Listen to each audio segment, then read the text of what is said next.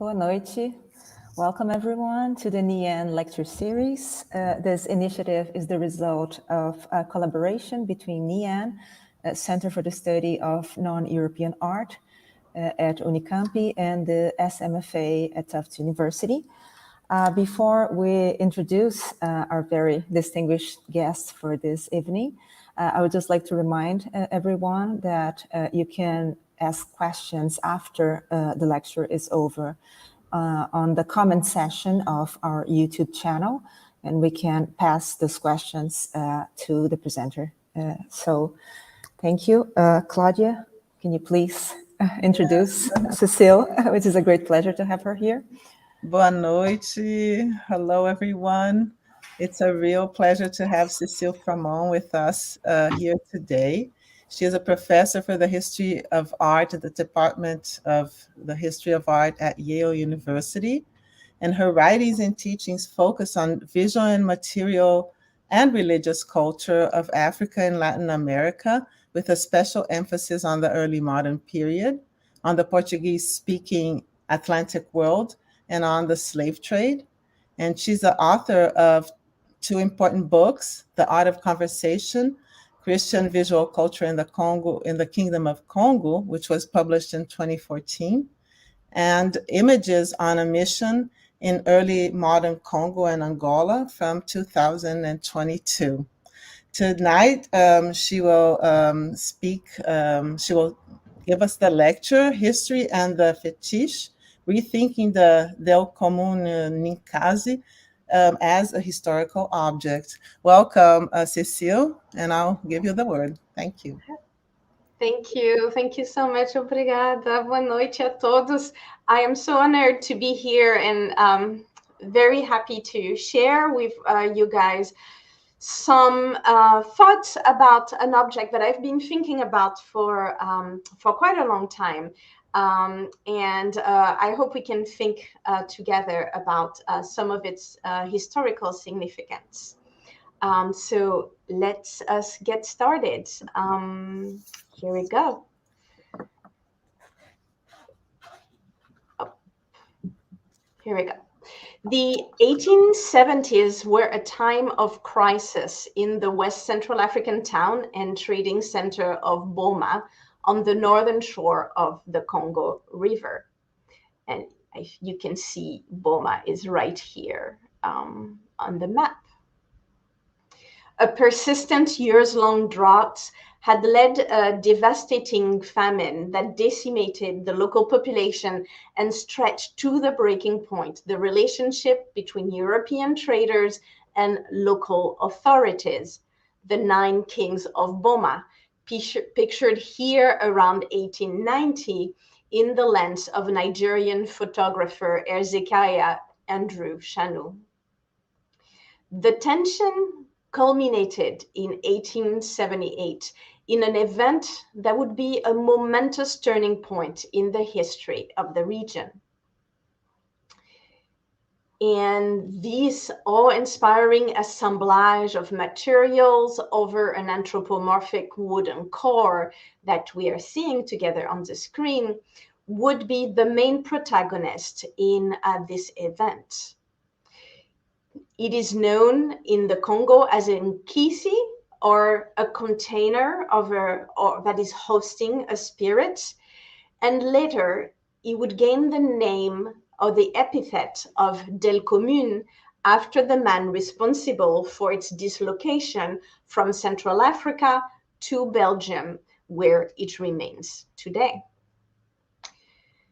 This talk will reflect on the events of 1878 and on the figure at their center, in order to interrogate the cross-cultural construction of the notions of history, power, both in its invisible presence and its visible manifestations, and the fetish, in the conversation and the confrontations between Central Africans and Europeans on the Congo Atlantic coast.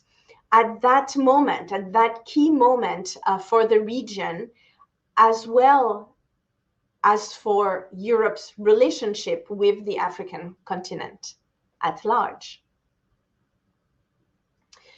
So first, to put Boma in context, in the late 19th century, the town of Boma, situated on the north shore of the Congo River, was one of the most important trading centers in West Central Africa, where Europeans would reach it from the Atlantic Ocean and then there meet caravans bringing commodities from the interior of Central Africa.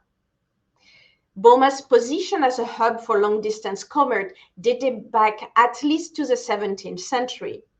And in the 17th, as well as in the 19th century, visitors would describe it as a prosperous area consisting of scattered settlements.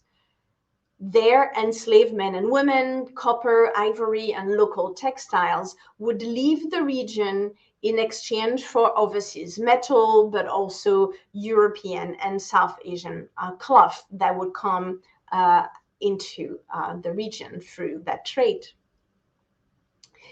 These imported textiles already held at the time in the 17th century major significance in the region as markers of economic status and also as insignia of political power. An emblematic example of the growing association between imported cloth, prestige, and power around the mouth of the Congo River was the use of these imported textiles in elite burial rites. Louis Oyer de Grandpré, a French slave trader active in the region in the last decades of the 18th century, joined word and image in describing the long process through which the Mafuka of Cabinda, the government official in charge of foreign trade in this very region, was put to rest in his burial in 1786-1787. Over the course of a year, his body was dried, then covered with precious items, and finally wrapped in an outer layer of, I quote Grandpré, fabrics from Europe, blue canvas, chintz, cloth, and silks. And this on the screen is a print that accompanied the publication of Grandpré in 1801, in which we see the burial bundle here of the Mafuka wrapped in this imported cloth. So in other words, those cloths were one among many, but an important material manifestation of the Mafuka's might that relied on a symbolism that put to work practices, some of which had deep local roots, such as the secondary burial or long process of burying over several months of prominent figures, as well as on the other side, using visible elements signaling the broad horizons of his wealth and authority, including these imported items. As its use in ritual occasions, such as these politically and socially significant burials attest, imported cloth did not only function as displays of wealth and conspicuous consumption by the wealthy. It also became a significant part in the region's vocabulary of political and spiritual power. It acquired in West Central Africa the status of currency that local raffia cloth had held in the past. In the 19th century, textiles were still the main currency in foreign trade on the Central African coast, where they would be known mostly through their Portuguese name of cortadas or fazenda de lei or literally customary cloth or money cloth. And these are examples from Dutch traders showing this type of cloth. This fazenda gilet that served as yardstick of value was a blue and white checkered cloth, well known in the visual culture of the region. Imported cloth also already appeared in the mid-19th century as markers of political power, for example, in the outfit of this Congo ambassador to Dutch Brazil in the mid-17th century. And you can see right here the fazenda gilet around his waist. So imported textiles in a range of designs functioned in West Central Africa as markers and instrument of might, be it in the sumptuous clothing of the elite, here a princess of the region, depicted also by de Grandpré. But their social and economic value function at several levels. So as sumptuary items of clothing, but also allowed their owners to store, use, and bestow value, right? And they also served as instruments of ritual. So those strips of cloth that give our object of focus its bulk, right, its main body, are thus taking part in a centuries-long visual culture where political, social, and spiritual power took symbolic and effective form in the accumulation of objects such as imported textiles.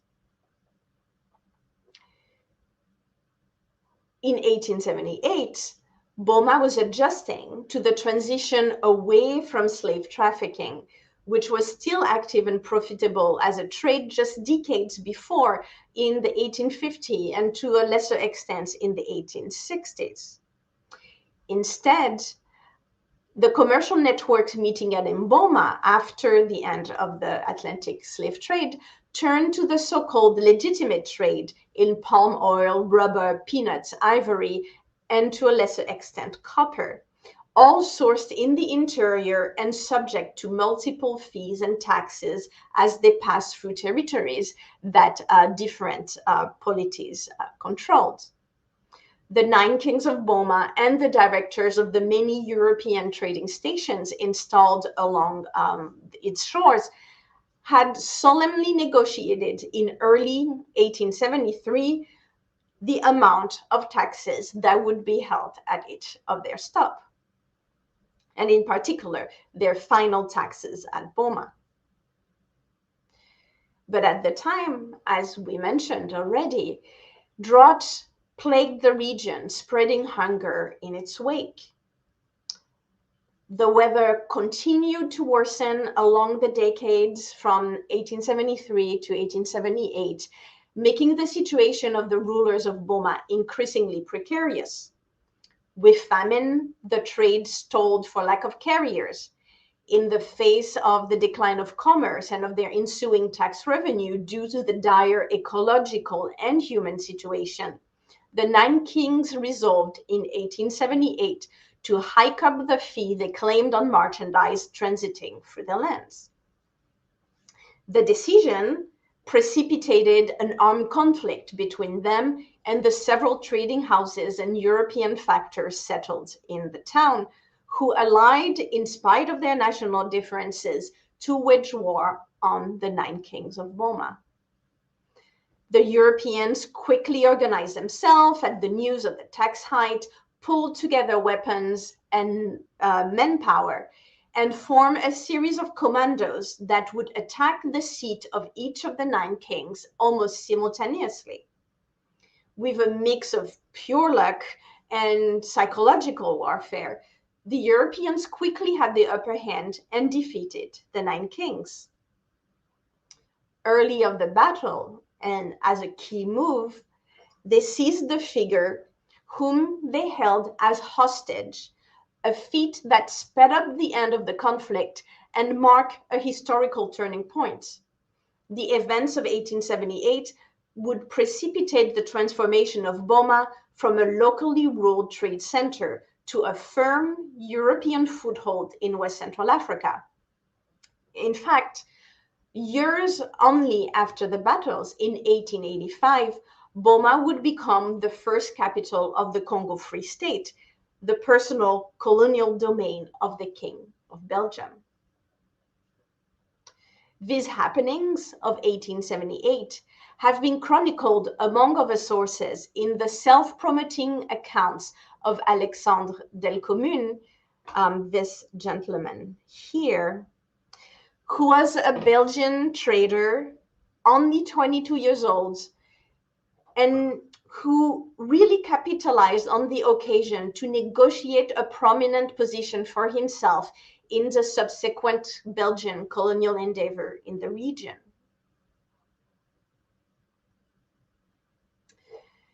Their talk, however, was the talk of sordid buccaneers.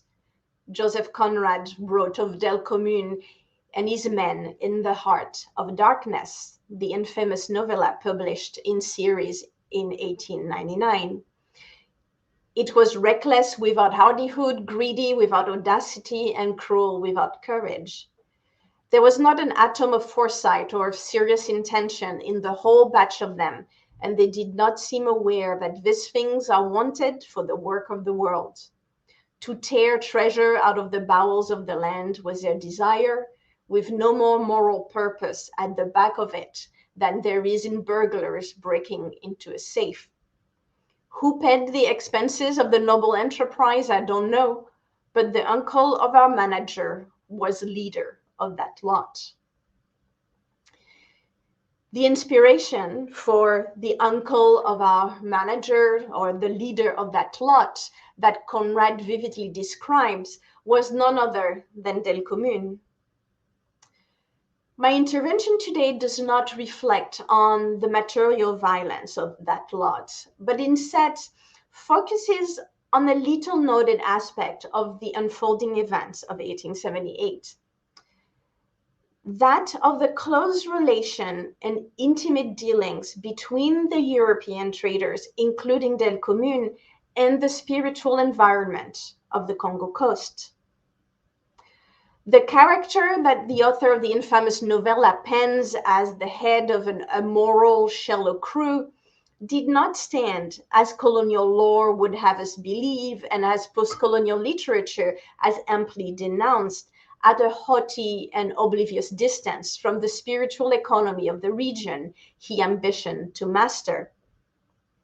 Rather, I will argue here that his actions demonstrate his engagement with and his entanglements into local power and its instruments. Delcommune perceived and acted upon the visible and invisible means through which the rulers of Boma achieved perceptible results, first among which the mighty instrument that was the great Nkisi that he seized. In spite of the dismissive tone of his own recollections, recomposed decades after the moment of the battle, it is clear that the Belgian youth encountered and treated the Nkisi as an actor imbued with autonomous power. Indeed, indubitably, the Nkisi figure played a central role in establishing Delcommune's position in history, and in many regards, man and object have become inextricably linked to each other. The wooden figure that we focus on today is still broadly, if unofficially, known as Le Delcommune or Le Nkisi Delcommune, in a variation and euphemism for his long-held nickname of Le Fetiche Delcommune, or the Delcommune Fetish. The now elided term of fetish was once and still is widely used to label this and many other African objects, although it has been the topic of much debate and controversy. For some, the negative connotations it carries makes it an unviable term, carrying the semantic burden of its links to notions of irrationality, misplaced and futile spiritual investments, and general lack of cultural sophistication. Fetishism's position in evolutionary accounts as a first primitive stage in the development of human religion since Charles de Brosse in the 18th century made it indeed a problematic and burdensome term. Avoiding it altogether in favor of power object has been the preeminent position in English language scholarship since at least the 1980s. The term, however, has known a different trajectory in continental Europe, in particular in France and Belgium, where it is still today used broadly in the vernacular, if not as much in scholarly circles. Yet, there is no accepted translation for the English power object in French. Fetiche still continues to be used, and interestingly and importantly, it is also widely used still in Francophone Africa to talk about these categories of objects. This distinct lexical trajectory is not only the result of political differences between the two contexts, United States and French-speaking continental Europe, with regards to Africa and its objects. It is a point that in itself would warrant further discussion. But what concerns me here is to interrogate the persistent term as an object of inquiry of unique importance to the understanding of the shared history between Europe and Africa.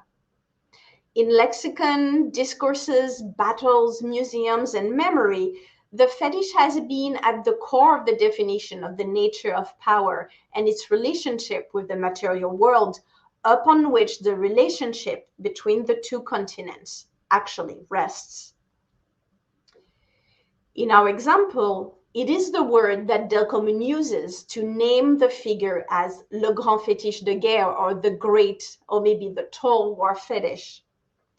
Fetish is in fact a historical term that is particularly at home in a place like Boma. It emerged in the parlance of Europeans, mainly Dutch merchants in the 17th century, drawing from a local pidgin use of the Portuguese word feitiço on the African Atlantic coast. The merchants used the term to call a broad range of objects that they encountered on the African continent coast as part of their trading endeavors. In the phrasings of these merchants, whose concerns were in commerce and negotiation rather than ethnography or theology, the term referred to what they perceived as their African interlocutors' beliefs in the ability of certain material objects to influence the course of things in the visible worlds. This belief they judge irrational, caused by a misunderstanding of natural causality and of the value of objects, be they social, aesthetic, or religious. But misunderstanding, of course, cuts two ways. What was irrational was what did not fit the traders' preconceived templates about value, about the nature and shape of the numinous, and most importantly, about the mechanics of economic exchange. So faulty causality was often a matter of lack of perspective. But I'm particularly interested in the merchants' concerns about the relationship between the objects they identified as fetishes and the course of things, or in other words, about the fetish's potential as historical agent, which is something that the traders, in their dismissal of the object or their suspicion of the objects, clearly recognized. Dozens of wooden figures of the type that we have on the screen, figures enhanced with shards and nails, have been once seized or traded from today's northern Angola, Western Democratic Republic of Congo, Cabinda, and Republic of the Congo. Containers of expertly accumulated and arranged material aimed at impacting the world around them. These figures belong to a category of objects called in the Kikongo and related languages minkisi in the plural and Nkisi in the singular. Minkisi are complex combinations of concrete and abstract ingredients that trained practitioners composed to lure invisible forces into containers of various kinds. The containers could be vessels, carved objects, or even the body of prominent people. Having ensnared these forces, the specialist can then direct them towards effecting particular goals. So they are neither objects of worship or figurations of spirits or gods, but nodes within which material objects and immaterial forces can work in concert as tools of action or protection. Among the best known of this object today is our large figure that Delcommune seized in 1878 from the Nekuko, one of the 9 rulers collectively governing the surroundings of Mboma. So another example of one of his minkisi, and then here is the Nekuko, one of the 9 kings of Mboma, and the owner of the figure of interest to us. Over 1 meter high, the anthropomorphic wooden structure, topped with an intense face and grounded with 2 stocky feet, disappears under a dense material covering. Metal blades and nails, themselves surrounded by textiles of all types and designs, cover its chest and arms, while a net ensnares its legs. The back view reveals the actual thinness of his torso. The bulk of the figure does not come from the wooden carving, but from the pharmacopoeia of ingredients added to it. The back also shows the 2 spaces left on its arms, free of accumulative elements to allow for carrying. So here on the screen, the torso is here, and then these are basically handles, places to grab the object, to be able to move it from one place to the other. The Nkisi traveled from place to place, market to market, where its specialists would activate it in public ceremonies. Activation left visible traces in the figure in the form of the items added during the ritual. The visual impact of the figure derived in part from the multiplication of nails, shards, and knots because of the association between each item with a particular moment of activation of the figure, and by inference with a specific issue addressed and presumably solved. Each nail, each shard, stands in principle as a warrant of a particular contract or agreement between parties. In practice, the relationship between form and function expectedly was more complex than this simple binary. Anthropologist White McGaffey has demonstrated that figures could be partially or fully pre-finished with nails and shard, often in a transfer, or as he says it, a franchising of a particular powerful Nkisi into subsidiary figures. So visual impact and history of activation operated in concert as 2 elements enriching one another, but not exactly 2 coterminous elements.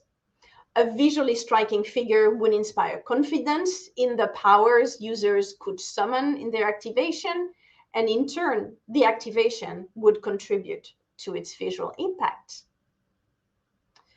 Similarly, the armor-like shell of metal and textile around the Nkisi dynamically links the figure to its surroundings in an ambivalent and visually striking bidirectionality. What constricts and penetrates the figure is also what forebodingly extends its body into the dimensional and social space around it. This idea of binding and connecting is in fact central to the object. The ethnographic notes that Swedish missionary Carl Laman collected about Minkisi around 1900 from a large group of local scholars and informants included specific terminology employed in the description of the so-called nail figures. In one example, one informant from Mayombe described the Nkondi as that's a type of Nkisi with nails, as teki kyankoma vonkondi. One way of translating the phrase is figure with nails or Nkondi.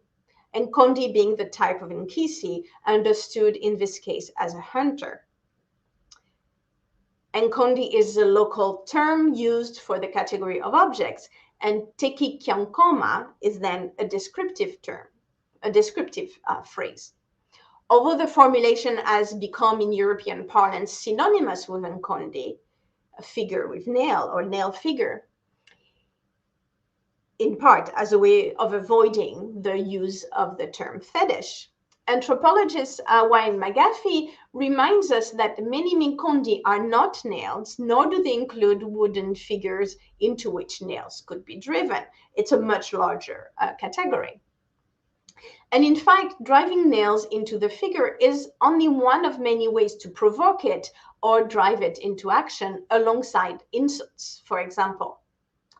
So nailing is a moment of specific interaction or binding between human action and material frame. 18th and 19th century dictionaries from different Kikongo dialects make clear that the semantic field of the central stem here, koma, which in this context has been translated as nails, is as much that of binding as it is, as in to affix, as that of nailing, as in to pierce. So the fact that the added elements can be nails, but are not exclusively nails, but also blades, ropes, ties, strips of cloth, and amalgamated ingredients in containers or binding substances, as well as biting but immaterial insults thrown from activator to figure, is another clue. So what nails and shards in these figures, what the nails and shards in these figures that were used as warrants of agreements operated then is a binding or a tying together of parties in the contract, as well as tying together of the figure with a particular set of circumstances.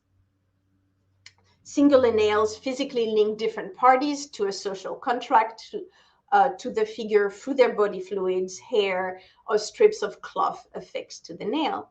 But the overall effect of the protruding shard around the figure was also, as we have mentioned, to bind it to its environment. The figure's form is thus a materialization of the intersection between human action, social and spiritual, and its material frame as itself a potent force for the shaping of present and future action. The figure's binding is spatial and temporal, material and immaterial, social and historical.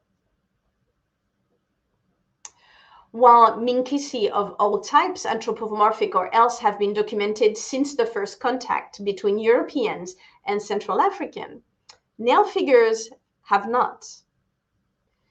In the thousands of pages Europeans and local inhabitants alike wrote about the region since the end of the 1400s, there are no mention of anything like these remarkable objects, which mounts strong evidence that nail figures probably did not exist, or at least did not play a significant, highly visible role before the late 1800s. It is, here is a 17th century image of what I think are at least three anthropomorphic figures in the Congo who happen not to be nailed. It was British Navy officer James Stuckey who gave us the earliest that I know of description of nail figures in 1816 in his report of travel at the mouth of the Congo River. Each village, he wrote, has a grand kisi. It is the figure of a man, the body stuck with bits of irons, feathers, old rags, etc., and resembles nothing so much as one of our scarecrows. Even if arguments of absence are never fully convincing, I think we should take seriously the fact that nail figures belong to a late 18th and really 19th century moment, developing from the dissolution of the control of the Kingdom of Congo, which was the centralized power in the region, into more decentralized successor over trade routes and within the renewed commercial interest of Europe in trade with West Central Africans, first in slaves, then in its so-called legal commodities later on in the 19th century. I think they should be understood as objects from a sustained and close relationship that was created then by this trade between Europeans and Central Africans that unfolded on the playing field of material exchange. As the funerary bundle of the Mafuka, the Mboma Nkisi is striking an elaborate combination of local and foreign textiles and metal objects makes it both a locally grounded piece and a showcase of its makers and users' broad cosmopolitan horizons. So the rulers of Mboma and its surroundings, after all, had been dealing with foreign traders for centuries, from merchants from the Dutch West India Company in the 17th century, all the way to Delcommune himself. Over the centuries, Mboma developed a political system aimed at managing the outsiders' activities and obtaining at the best rates the coveted imports they wove into every aspect of their political and ceremonial lives. And the nail figures, I think, reflected this history of interaction. Taking the idea of binding at a broader level enriches our understanding of the so-called nail figures as historical objects, that is to say, fetishes derived from centuries of long-distance trade and cross-cultural interactions. Bringing together local and foreign items, these figures are linking the different worlds, encountering, negotiating, and facing off in places like Mboma. The entanglements they effected are not only visual and material, but also human and social. It is evident from sources that Delcommune's memoir, such as Delcommune's memoirs, that Europeans abided as much as Central Africans to the authority of the figures, whose power they also felt, used, and attempted to control. In Delcommune's report, written decades after the fact, once the drama of colonial overtake of Mboma had fully played out in favor of Europeans, Delcommune attempted to belittle the role and power of the what he called fetishes he encountered with derisive language. Yet his book still vividly describes the prominence of nail figures and other similar fetishes in shaping and directing his own activities. Delcommune is quick to report how he took the objects he called fetishes hostage or shot them with his rifle, but he also tells us that he used them as guardians for his own warehouses and commissioned ceremonies to seek their assistance in resolving his many predicaments.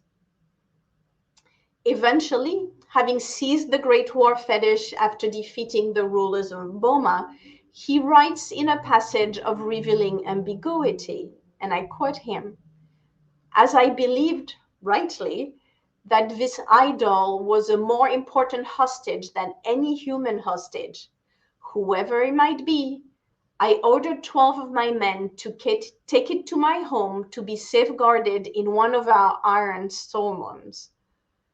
I have the certitude that seizing that famous god would have a considerable effect on the outcome of the events unfolding at the time." End of quote. And this, as striking as this passage is, Delcommune was not the only European feeling this connection to the spiritual world of Central Africa. The British A.M. Warborn, for example, wrote to one of his countrymen in 1897 about collecting minkisi for museums in England. I quote, "Great care should be taken in handling these fetishes, as cases have been known of the above diseases, dropsy, sleeping sickness, rheumatism, syphilitic sores, and fevers of the brain, attacking persons merely through placing their hands on them. I supply gloves owing to the medicine with which they are covered." End of quote. Delcommune, I think, was not mistaken as to the powers of the Nkisi. The defeat of the 9 kings of Boma and the capture of the great Fetish marked a turning point in the region's history. The kings had to pay a heavy fine, abandon the tax increase, and Delcommune denied their request to have the great Fetish back. It was war, Delcommune concluded in his chapter on the Boma conflict. It was this war that broke forever the prestige of the kings of Boma and affirmed considerably the authority of Europeans. A month later, Delcommune still held the Fetish at his side and continued to refuse to give it back, in spite of the handsome ransom the Nekuko offered. Without his great Nkisi, the African king continued to see his power fade until being completely defeated by a local competitor. And still, Delcommune kept his Fetish close. In 1883, the Belgian man joined the International African Association, the front organization masking the ambitions of King Leopold II to make Central Africa his own personal domain to own and exploit at will, as suggested in this caricature a little bit later. It was likely shortly before or after his adhesion to the association in 1883 and before the dissolution of the community in 1884 that he gifted the Nkisi that he had brought back to Brussels with him. In short order, the defunct organization who'd pave the way for the scramble for Africa in which the Belgian king triumphed. As for the figure, it began its long career in Europe as an exhibition star. It first joined the collection of the Royal Museum of Weaponry, Antiquities, and Ethnology at the Porte de Halle in Brussels, then participated in the World Exhibition of Antwerp in May 1885, and eventually joined the Museum of the Belgian Congo. From there, it visited museums and exhibition halls in metropolis around the globe until today. In its new role, it continued to act as a fetish or a historical object that both materialized and created the conditions for the emergence and trajectories of notions of African art, and through them, the definition of the colonial, anti-colonial, and post-colonial relationship between Africans and Euro-Americans. From the disavowal of the formative role of colonial violence in the formulation of Belgian Art Nouveau, to the sedimentation of a canon of African art along a series of exhibitions in Europe and the Americas, to the demands and refusals of its repatriation, the Delcommune fetish has animated vividly the chiasm, the crux between human action or inaction and the material frame it creates and within which it operates. Today, the Delcommune Fetiche is still in the collection of the Royal Museum of Central Africa, where for all its fame and for all its visual power, it has not always found a place in the permanent display as one figure in a collection counting hundreds, if not thousands, of his colleagues.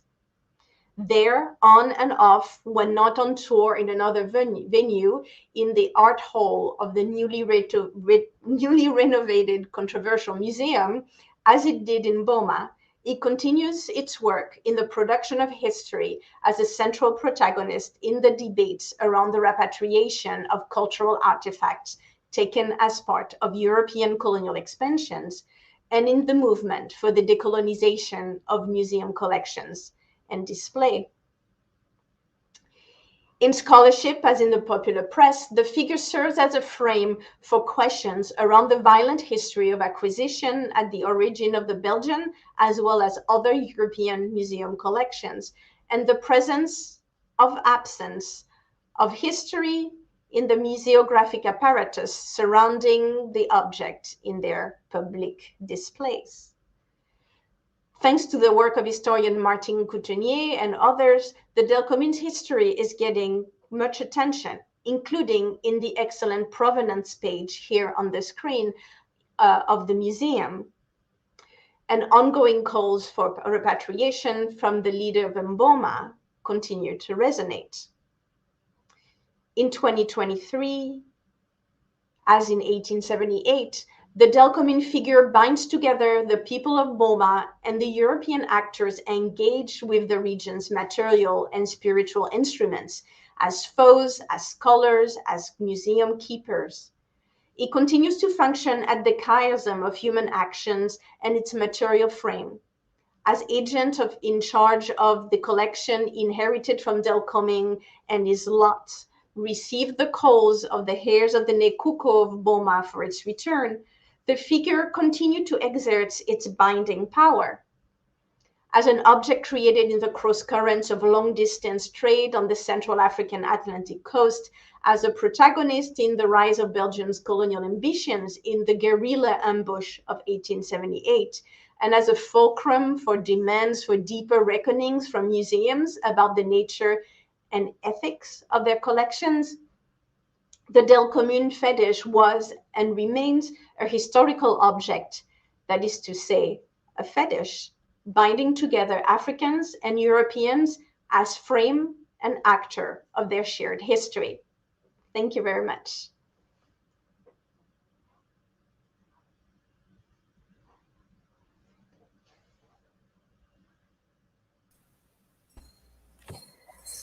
Thank you so much, Cecile, for that amazing presentation. It was so interesting. So now we are open for questions. I don't know if Claudia wants to start with some reflections, if you have already something. Yeah, well, I thank you so much. It was really amazing. And what I really enjoy is, hearing about the history of the Nkisi as an object, and to the point where you're placing it as a colonial object, in fact, right? Like it is, from what you understand, something that was generated through the contact between traders coming from Europe or crossing the region. And so I think that is one of the real important elements that you bring, right? Like to think about these art objects. Now we treat them as art objects in museums with this thinking about their history, their role in history, their agency in history.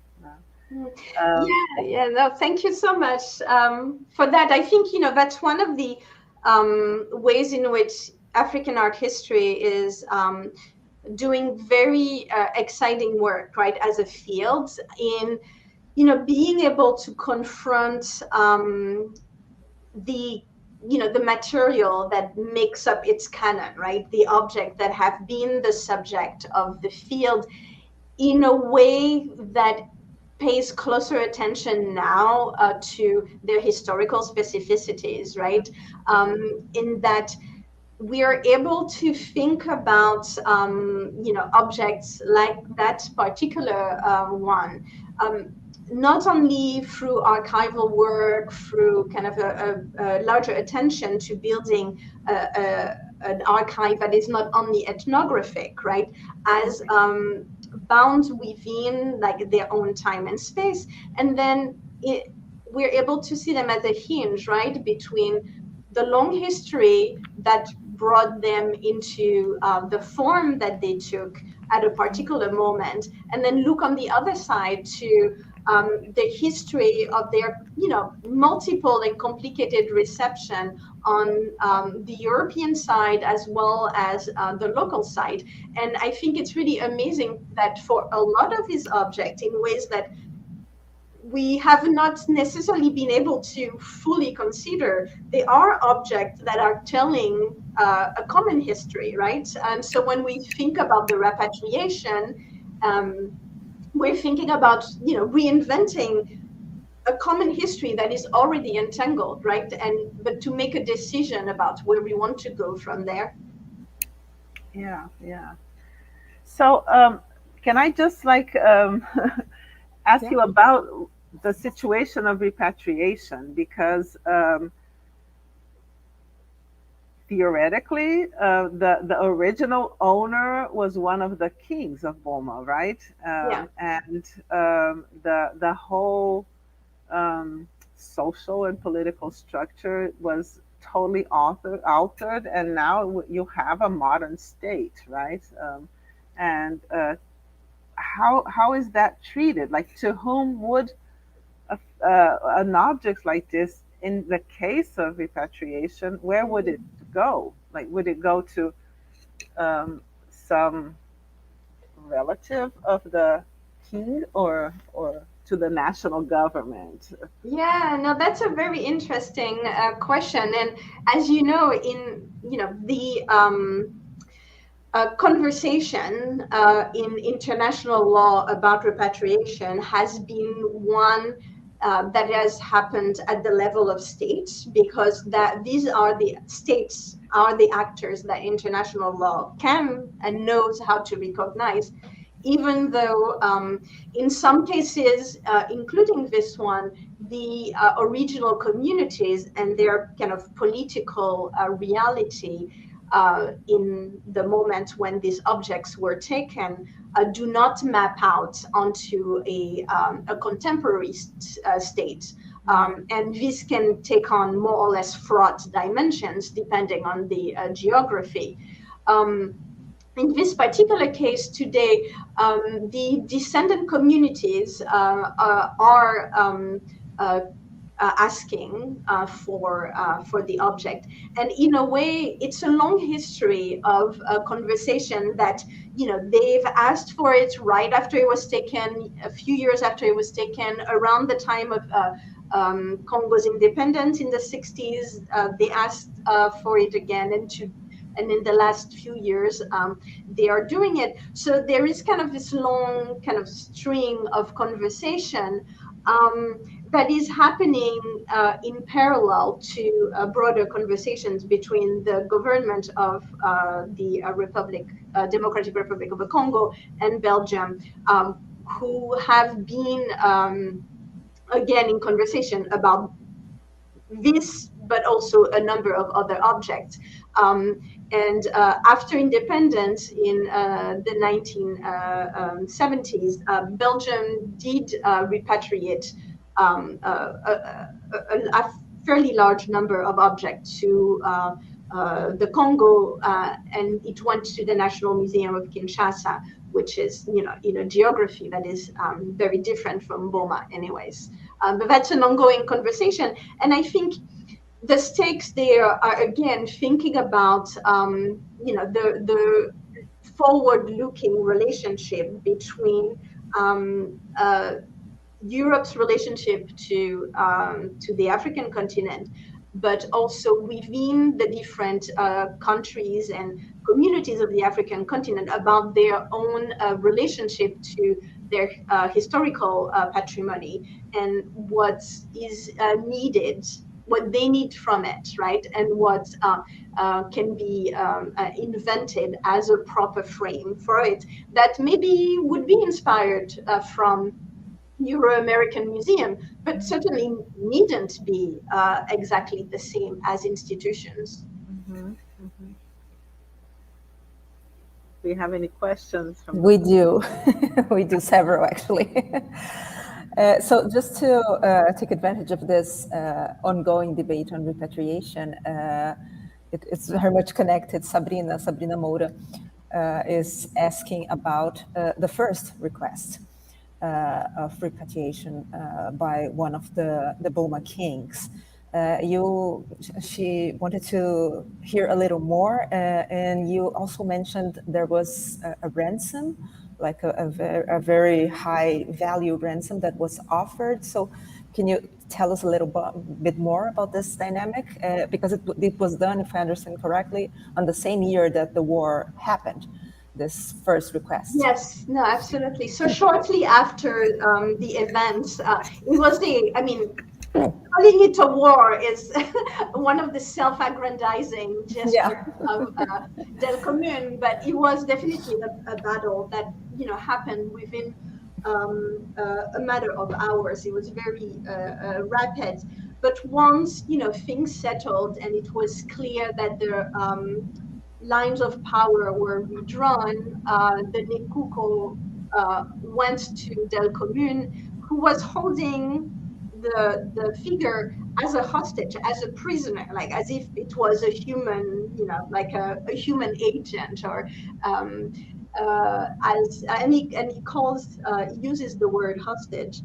And so the Nekuko goes to Delcommune and the Europeans and offer to ransom the figure, to take it back, and offers money against it. But the Europeans say no, because on the one hand, they want to use it as trophy. I think would be the most typical explanation, but I'm really convinced when we read carefully their writings and in the publications and then in the archive, that they also understand, or they also believe, I think believe is probably the word, that it is because they have the object hostage that they hold the power there. So they are really kind of holding on to it as because it has the power, right? The invisible power of creating the situation that the Europeans want. And then they send it to Europe. And it is really striking that in its movement to Europe and to the association, that then once the association has the figure, then it's able to kind of establish itself in the Congo. So of course, it is a bit of an extrapolation, but I think we should take those gestures and those kind of movements, right, in the pendulum of history seriously, because that's exactly what history is about, right, is to think about how power is exercised and how it shifts from one side to the other. And in this case, the materialization of power in the shape of the figure helps us trace these kind of ups and downs. Thank you so much. So in a sense, the fact that they didn't want to give it back was a form of recognition of the object's power, right? In some ways. So it's very interesting. So now we have Felipe, one of the viewers, who has a question. Thank you for your question, Felipe. Felipe asks, do you have any information in your research about Roger Casimont, who traveled to the Congo and denounced the violence of King Leopold to the British Crown? Thank you for this question. I'm not sure exactly what Felipe is getting at, other than, yes, I have come across his Casimont's writings, and yeah. That's okay. Nothing specifically that I remember that I've come across that was related to that particular moment. That particular moment. Okay. And finally, I think we have time. Yeah, we have time for one more question. So Sandra, another viewer, she is asking about the display of a piece like the Nkisi in museums, and how do you feel about the way it is showcased? Sandra mentioned that she saw it in, I think, an exhibition at the Metropolitan Museum in New York in maybe 2016, and she was thinking about the different ways that it can and was displayed through the years. Yes, no, thank you for that question. I mean, this object is, is a big kind of star on the circuit of African art exhibition. And so it's been traveling in many places, because it is absolutely striking visually. It is an object that it's very large. It's more than a meter high, and it has kind of this profuse assemblage of elements that are colorful and really, really striking, as it was meant to be. So on the one hand, it gives a very, it plays its role very well in a way that it was intended to. It's meant to be visually striking. It is meant to be a public object, right? Display in public.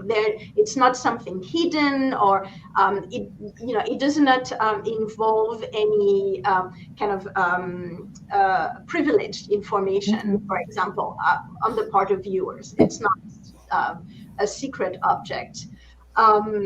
However, when it's not in its own context, it is detached, right, from the social contract that it was making. It's today, whether it is in BOMA or in a museum, like it is a historical object, right? It is talking about a set of histories that have now passed, right? But continue to have an import on our own time. And so I think the display of an object that is so iconic and so important and about which we know so much is actually, for me, an opportunity, right, to think about the ways in which the entanglements in the history between Europe and between the African continent, or, in this case, the history between Belgium and Congo, very specifically, are have taken material form over the course of the decades of more than a century now, and in a way that is very concrete, and in a way that can allow to have a conversation that is directed towards a particular object. And what is really striking for me is that in showing this object, if you show it in Europe, it brings with it its Congo context. And if it is shown, if it dwells on the African continent, it is also bringing with it the European context. So it is really an object that brings together a multiplicity of stories, and that is really rich in this regard, right? In that reinvention of the relationship. And in my view, it is a more optimistic perhaps, but also a more productive way of thinking about the challenges that this object posed to what we can actually change, which is where we go from there in reinventing the relationship, rather than looking backward in a way that does not help us take the next step. Thank you so much. Well, I guess we'll have to wrap it up. Our time is by the end. So, Cecile, thank you so much for your amazing presentation. It was great having you here. And thank you also for our audience for taking part as usual. This was a great way to conclude this phase of our Connecting Art History projects with the support of the Getty Foundation. And so for that, I thank you all. And good night. Thank you. Good night.